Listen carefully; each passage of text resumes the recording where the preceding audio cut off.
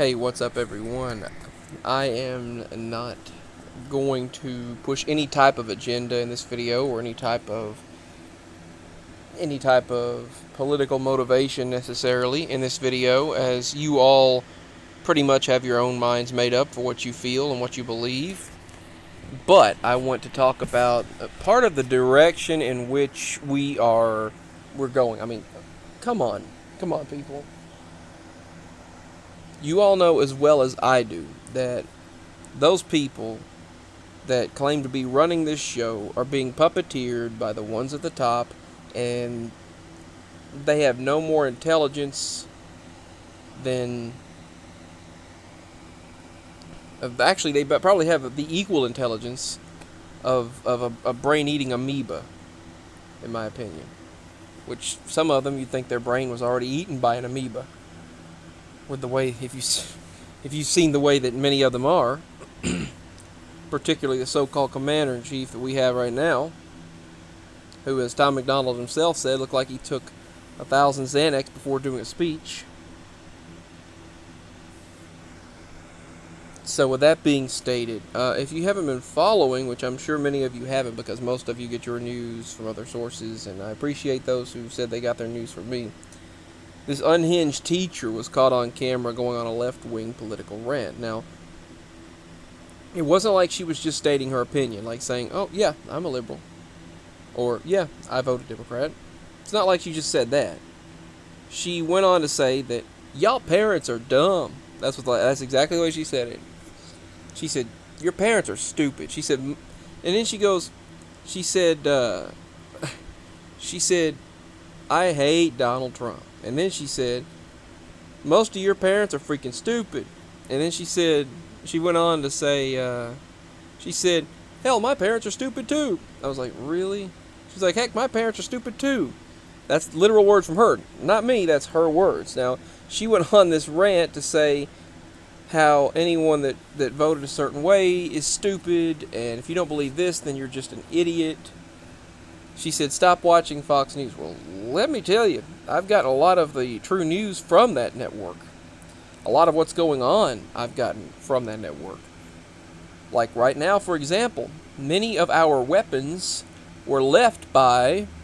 Heck, you look at the way they went about this situation, I don't call that accidental. We left our weapons, our knives, we left our ammo supply, and not only that, but we left our biometrics technology, night vision technology, and a score of others of technology that we left in the country of Afghanistan.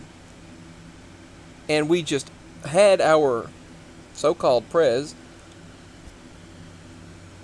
just up and make everyone leave, saying, let's get out of here. And they're playing audio of him from many years ago,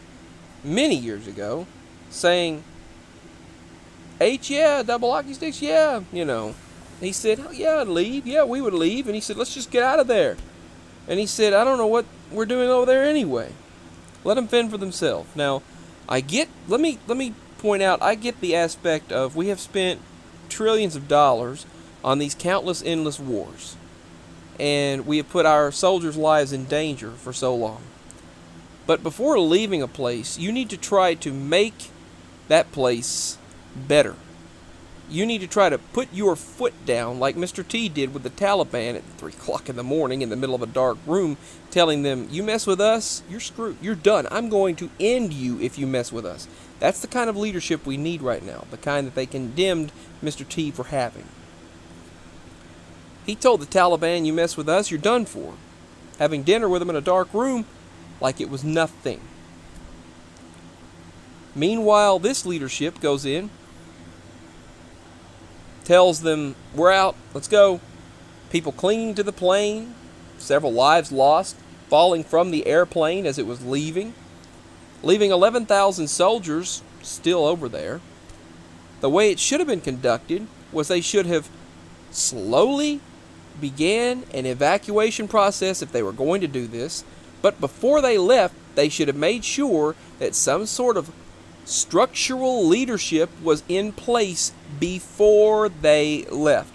Now, if you're going to leave a nation, you need to make sure structural leadership is in place before you leave, where the bad guys don't get the opportunity to take over. Now, 20 years of advancement where people had slight freedoms over there in that nation are completely unraveled, and it's in shambles, falling apart, and being taken over by the radicals.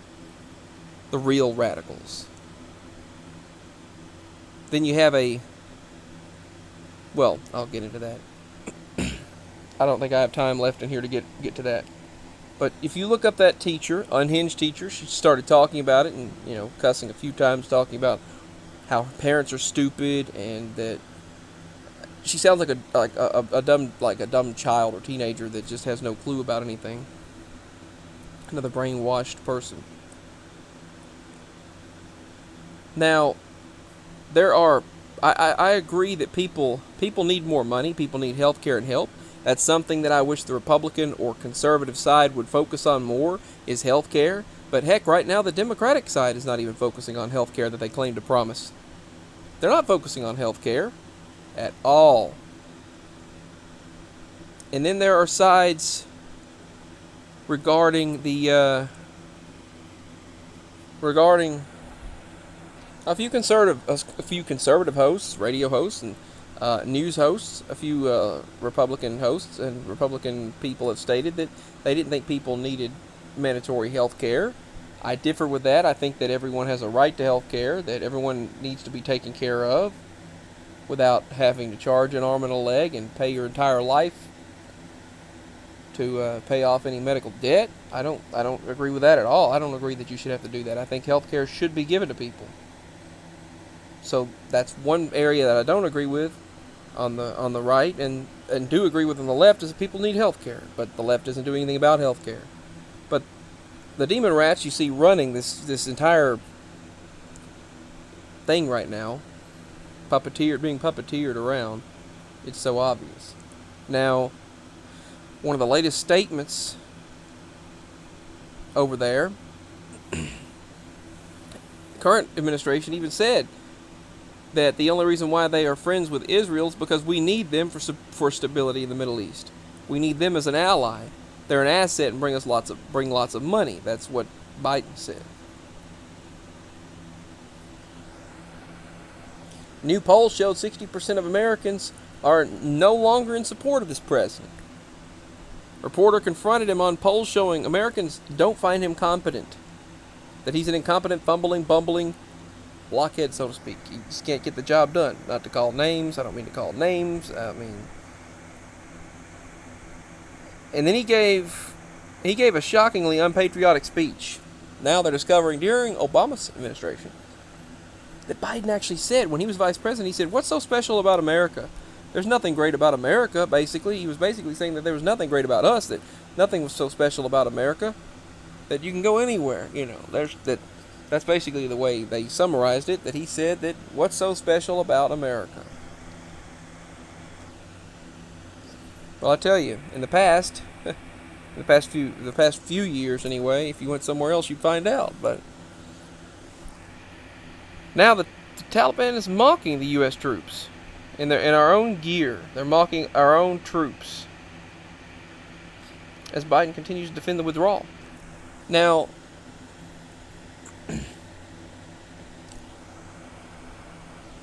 here's another thing.